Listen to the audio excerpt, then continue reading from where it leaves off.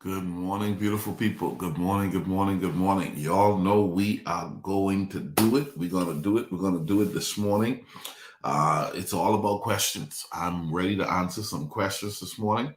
But in addition to that, did y'all see highlights from the cruise? Yep, we're doing it again. We're doing it again. We're doing it again. And if you're interested, go ahead and register. Call my man Alex. Okay. Call Alex and says, hey man, I want to be a part of the cruise in 2024. Okay. Tell Alex, hey man, Alex, I want to be a part of the cruise. I want to be on that ship. Okay. Now, Vito, good morning. Check this out, Vito. Check this out.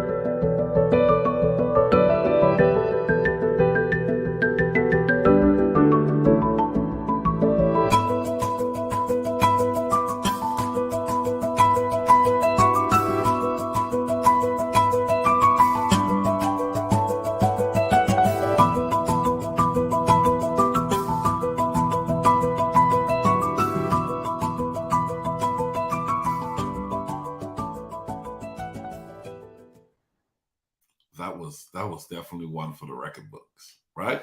That was definitely one for the record books. So good morning, Linda. Good morning, Melissa. Good morning, Q. Good morning, Mother Katie. Good morning, Minister Sybil. Good morning, Melissa. Good morning, man. Listen, guys. Ready, guys. Ready, ready, ready. Listen, I want to see some questions. What's the questions of the day? I don't have a guest joining me this morning, but I have questions coming in, I believe, from you guys. And that'll help me out, man. Help me out with that. Uh, and so let's look at this for a minute. And so, oh, Karen, you got a few questions. Listen, the name thing is not showing up on Facebook, so I need to find that link that actually allows people to give permission for their names to show up. But good morning to you guys. Morning, morning, morning, morning. How's everybody doing this morning? How's everybody doing this morning? How is everybody doing this morning? Linda and Vito, how is everything going in Freeport? Man, I told you, I love Freeport. I love Freeport. I told my mother that Freeport, I think I feel more love in Freeport than I feel in Nassau. It's been that way for a while though. You know, I Melissa, you got to do Freeport. You got to do Freeport. Okay, you got to do Freeport. I feel more love in Freeport than I feel in Nassau. That's what I told him. So I met another Nassauian. Come on, I met somebody else from the Bahamas for the first time yesterday at my Rotary Club meeting, and she was a guest speaker with a great organization, and so now it's a joy to be able to connect with other Bahamians here in the Dallas-Fort Worth area. And so good morning to each and every one of you guys. Good morning. Now, I want some questions, man. I want some questions from you guys. On your journey to doing life, what's the question of the day? Okay. Wonderful, wonderful. It's glad to hear that. Freeport is awesome. As you guys know, I told you I mentioned I love Freeport. And me and Karen, we coming back home to look at things to do in the Bahamas. Because, we passport holders. At least we're making that way, Karen Miller. We're ready to do some business and some life on that side as well. So, Megs, good morning. Good morning. Who's going to throw out the first question for me on this morning. How to confront toxic people. Whoa, listen to that. Okay? Toxic people. Sometimes toxic people need to just be ignored. Sometimes toxic people needs to be, you just need to disconnect yourself from toxic people. Sometimes you don't need to confront them. Sometimes you just need to leave them alone. Sometimes you just got to realize, listen, you got to know who's not good for you. When you talk about toxic makes you sick. Toxic says the person is sick too. So I don't, almost, you'll be amazed who could be ignored. When you realize somebody's not good for you, you just start doing your best to make sure you do as much as possible to disconnect yourself from anybody who's just not good for you. Now, here's the challenge. A lot of people haven't taken the time to identify what's not good for me or who's not good for me. The behavior, the energy. There's some energy that just doesn't, like allergies or allergic reaction. There's some allergic reaction. And here's the deal. You don't get to choose what allergic reactions you deem is your allergic reaction. Okay. And so I like that. Also, I like rephrase that question. Okay. How to confront toxic, disrespectful people in the workplace.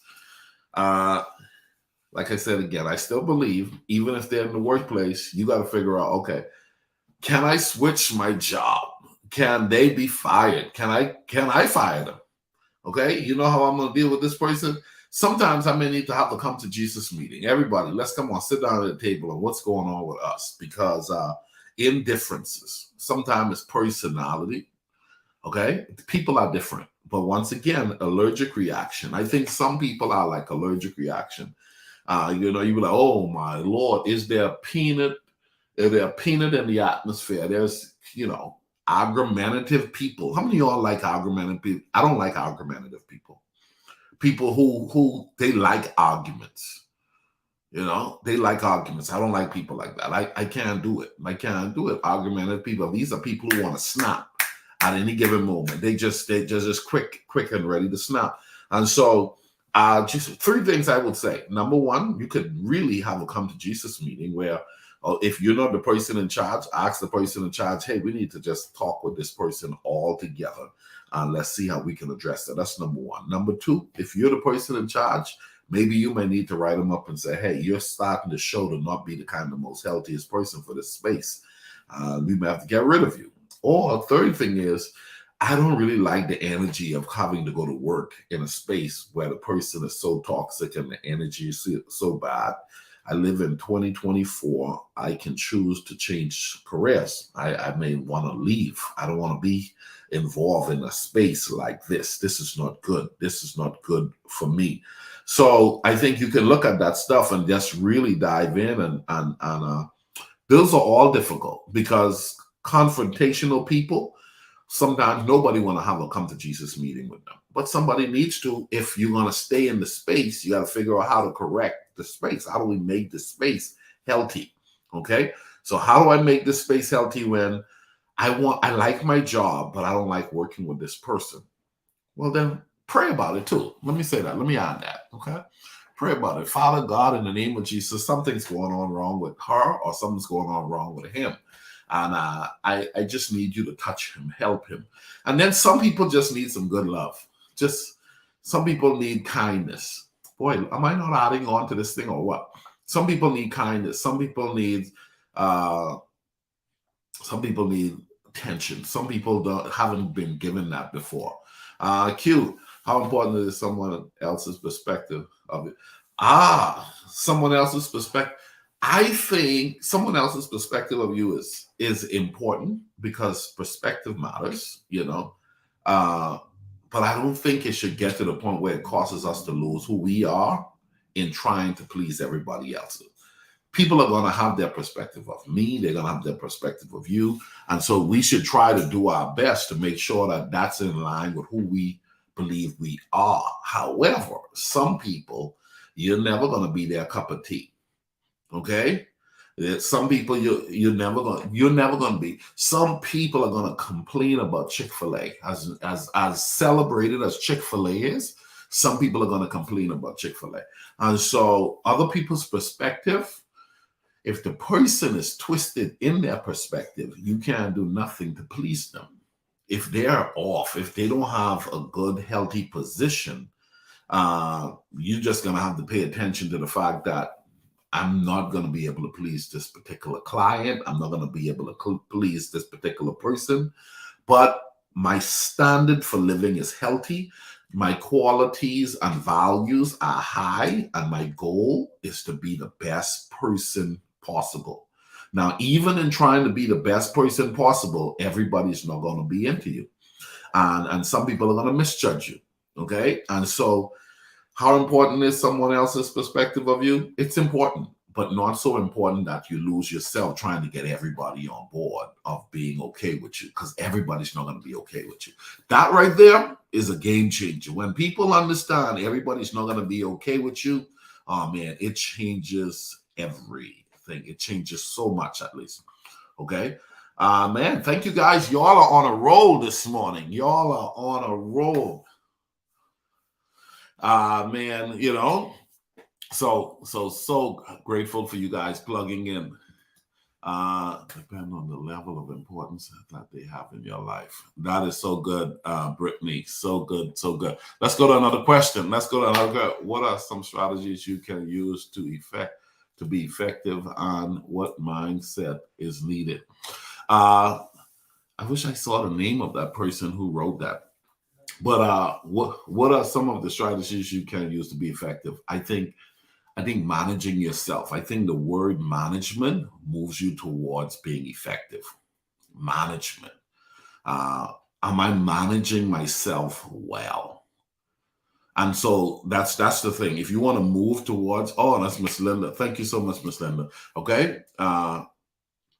If you're managing, it's all management. I've said that a few times. Linda, lean into the term management.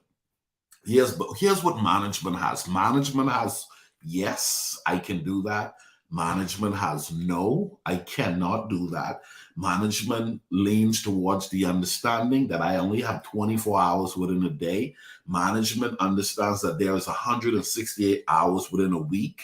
And as in your case, Linda, you're a wife, you're a mother, you're an entrepreneur, you're an educator, you're a leader at your church, and so much more. You're a daughter, you're a friend, and when you look at all of your responsibilities, the only way you're going to be able to live life effectively is you lean into the term, I'm going to be a good manager of what has been placed on my plate. So you can't just live recklessly. You can't just live recklessly. Okay, you have to own into that. I think somebody said there's a part two. Okay, all right. Listen, when working in a nonprofit organization or ministry, how can someone effectively get sponsors for programs without feeling like they are constantly begging or bothering people? That's such a good question too. So let me finish number 2 question. All right. So the first part is management to that question. The second part of it will simply be developing the mindset of, I'm okay when people think I'm busy, because I am.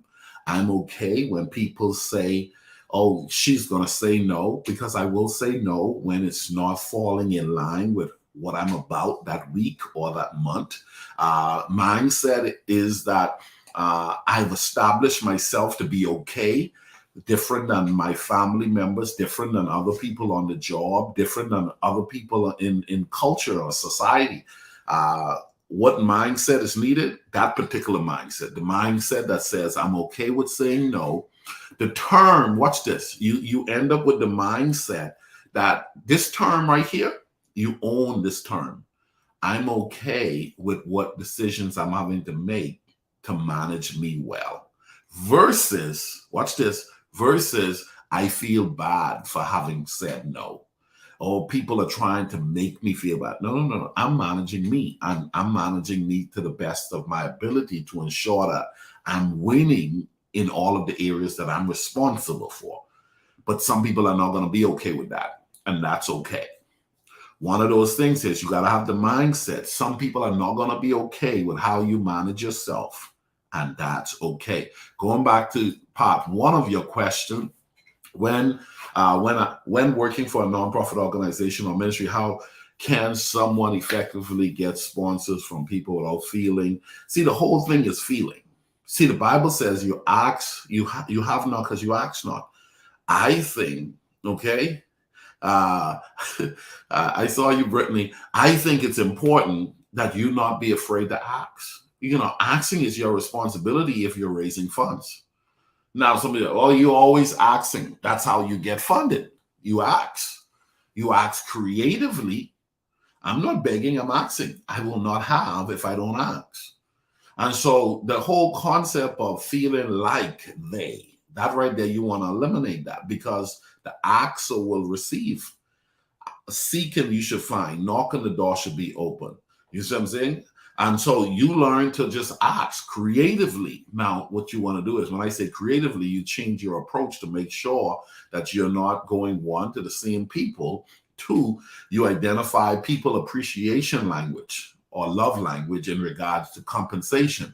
There are people who want to be a blessing. There's a gift of giving. There are some people have the gift of giving. Generosity is their thing. What you want to do is you want to study people and identify who is okay with giving. Some people aren't givers. Some people are takers.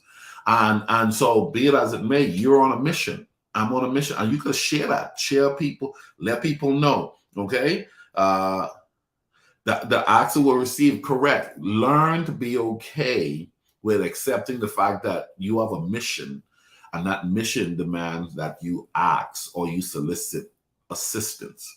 And when people decline you, that's their prerogative. That's their right.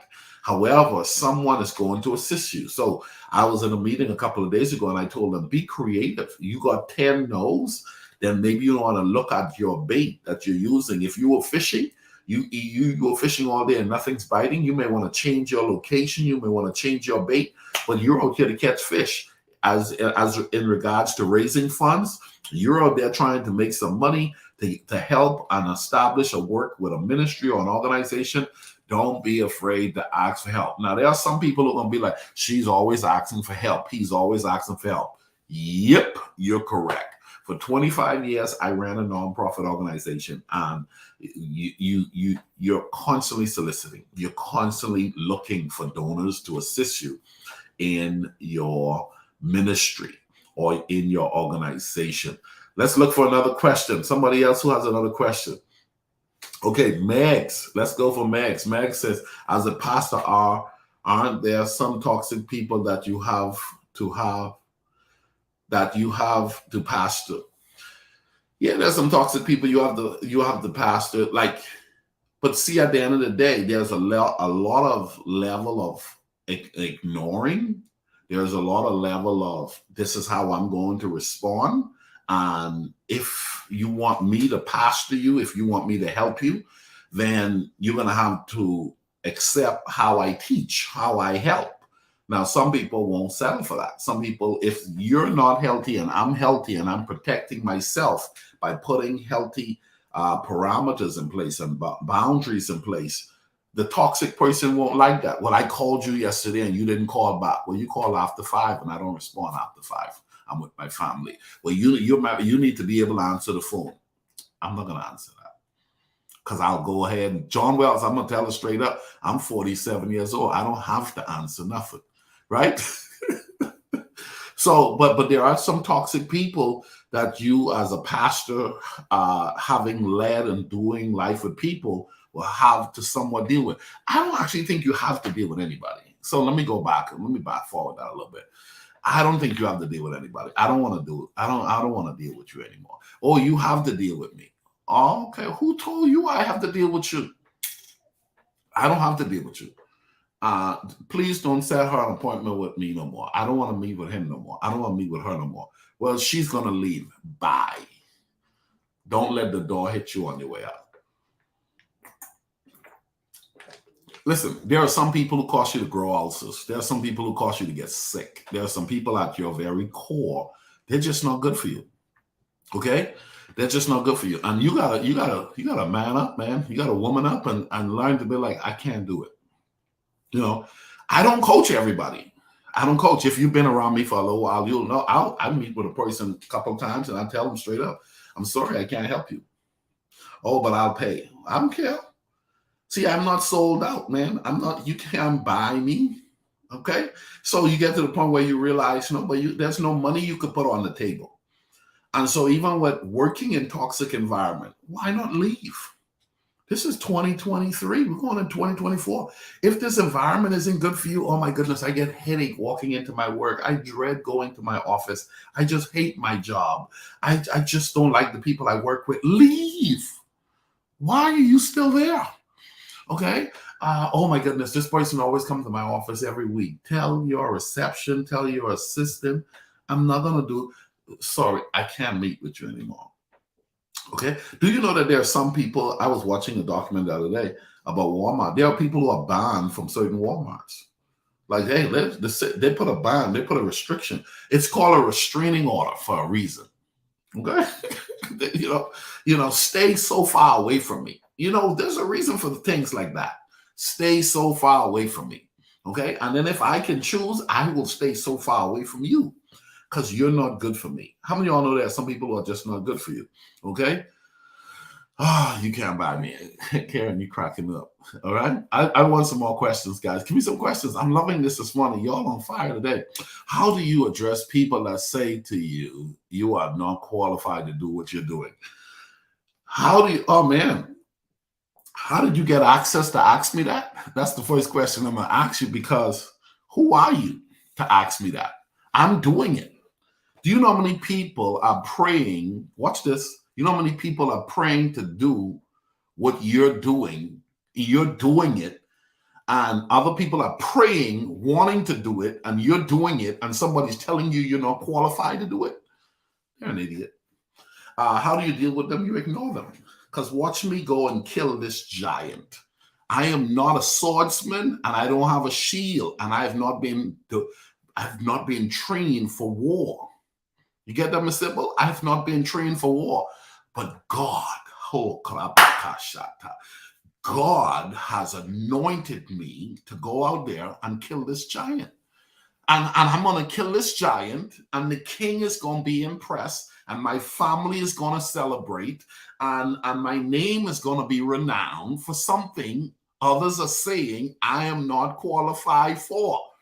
And so, oh, you're not qualified to do that? Well, watch me, okay? When I joined Toastmasters, I was in Toastmasters for about 2 weeks. And the Bahamas government had youth parliament, which they're having, I think, sometime this week they had sometime this week. Youth parliament, they had youth parliament years ago. I got a call, they wanted me in youth parliament. I said, I'm not capable of speaking. I'm not qualified to be in youth parliament. I haven't gone to college. I'm not a top tier student. I'm not a communicator. I just joined Toastmasters. I cannot do youth parliament. Long story short, I went to youth parliament that year, just like David, the boy from the streets. And when I spoke in youth parliament, my talk was the one they placed on the news. Look at God. Come on. My talk was the talk. Brittany, my talk was the talk they put on the news. Unbeknownst to me, I got a call a couple months later where they had Caribbean Youth Parliament, and I was asked to come and represent the Bahamas, not only at National Youth Parliament, but Caribbean Youth Parliament, all these other Caribbean countries. And guess who was represented on the news again through the region? Ricardo Miller talk hit Caribbean news. That was a David moment for me. That was a David moment for me. And there were a lot of people, a lot more qualified than I was. So the question, how do you address people? You don't address them. You just simply go out there and kill the giant that they're telling you you're not qualified to kill. Okay? That's how you deal with them. You don't talk to them. Hey, why are you here?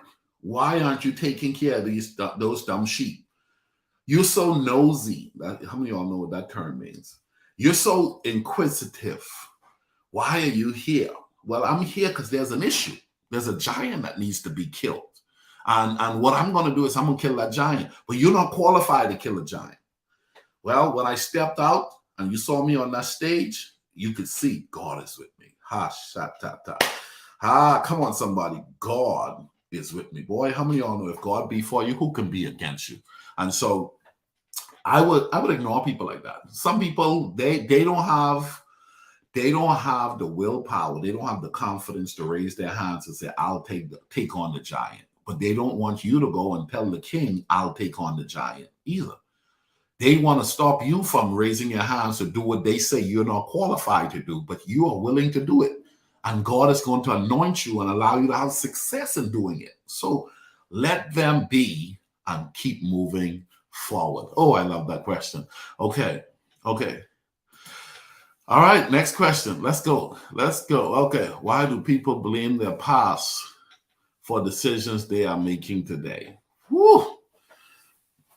Because they haven't gotten rid of the fact that the past is the past, and the decision that they're making today is what's creating the life that they're going to have in the future.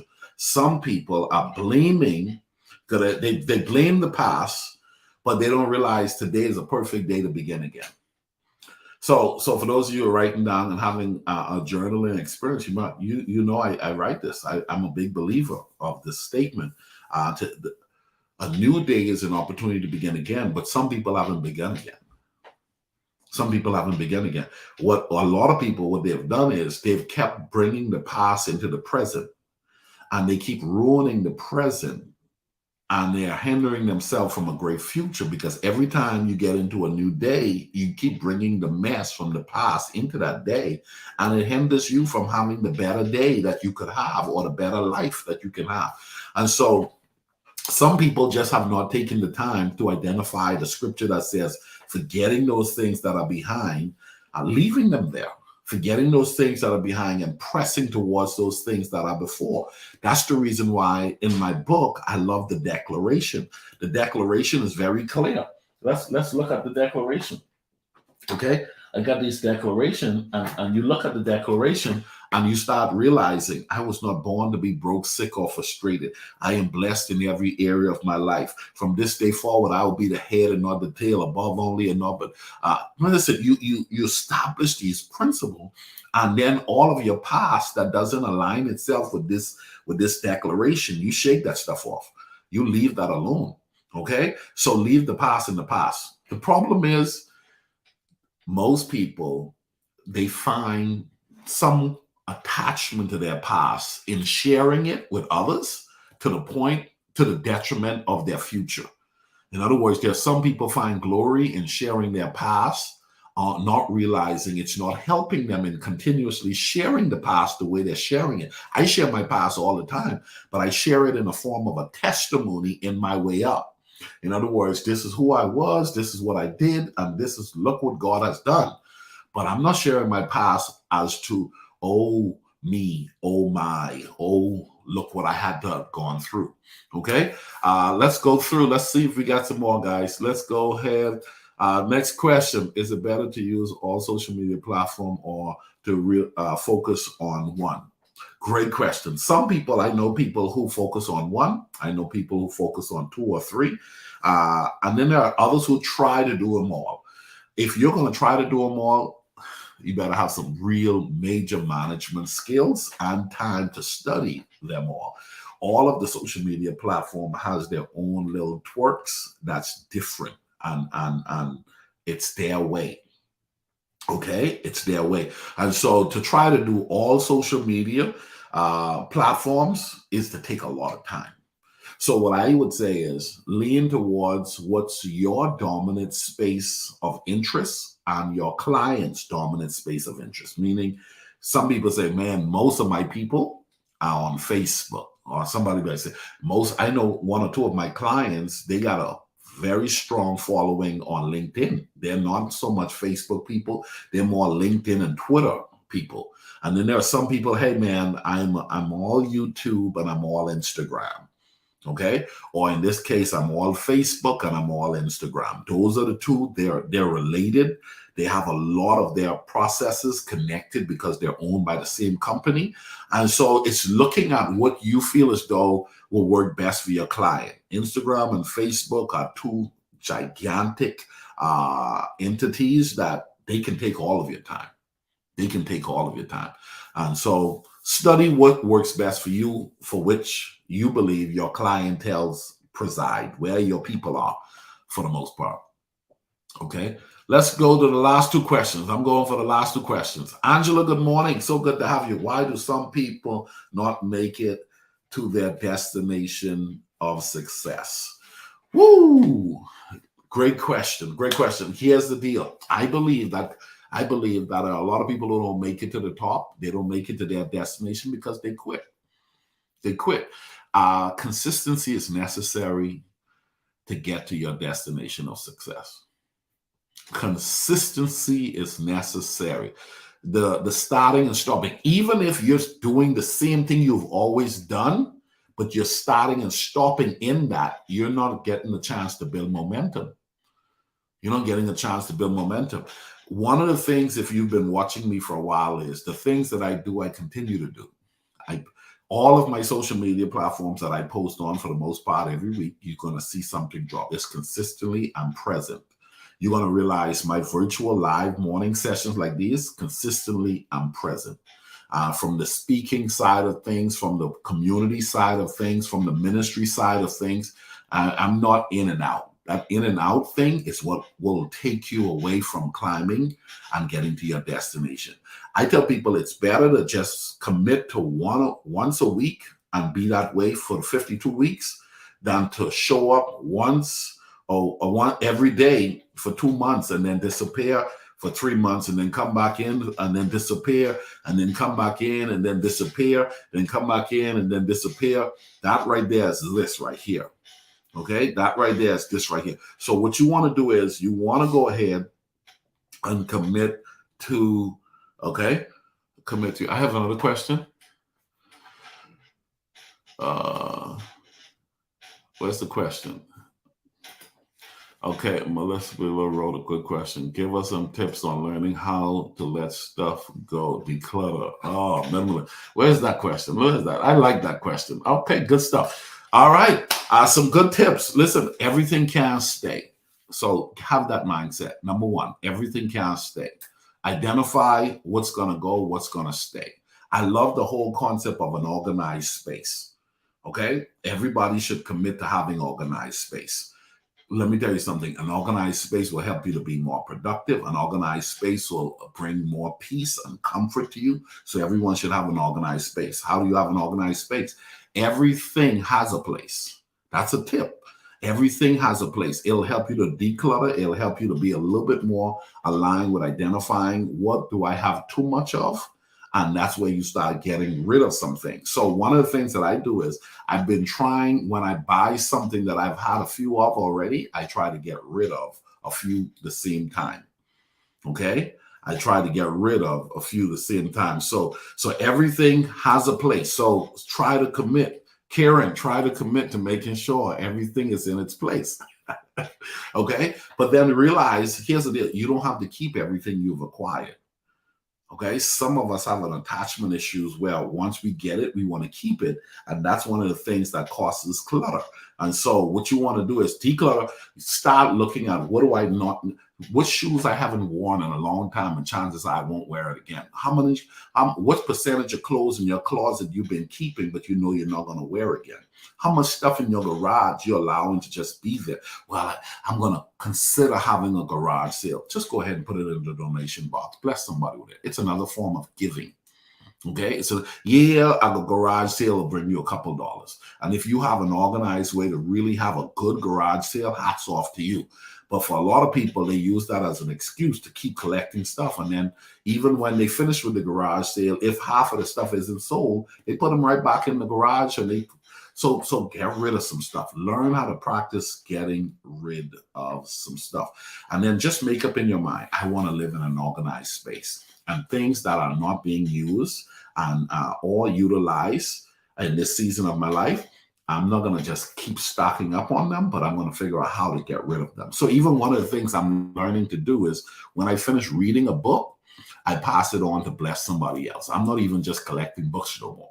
I used to do that because we become collectors so easy, which ends up cluttering our space and then make our home and our energy and everything start to be affected by that. So look into it, guys. God bless you all. Thank you all for showing up this morning. I'm going to do this more often. Friday mornings is my question and answering period. Okay, Friday morning. So let's show up on Fridays with your questions and let's dive in. Okay. See now? See, Melissa said I got two way money, but so I'm telling you, when you don't finish reading a book and a book has blessed you, you say, you know what? My spiritual mother, Mom T, does that. She'll read a book and she has that on her counter. When you come over to visit her, she hear you out and she's sensitive. She said, I'm not going to give you this book if you won't read it. Okay? Because I think this will be good for you. And she has books on all kinds of subjects. And it's just another way of, it's sowing again. It's another form of sowing. It's another form of giving. Okay? God bless you guys. Have a great day. Y'all are awesome. I love you guys. I love doing this. See y'all on Monday. I'm out.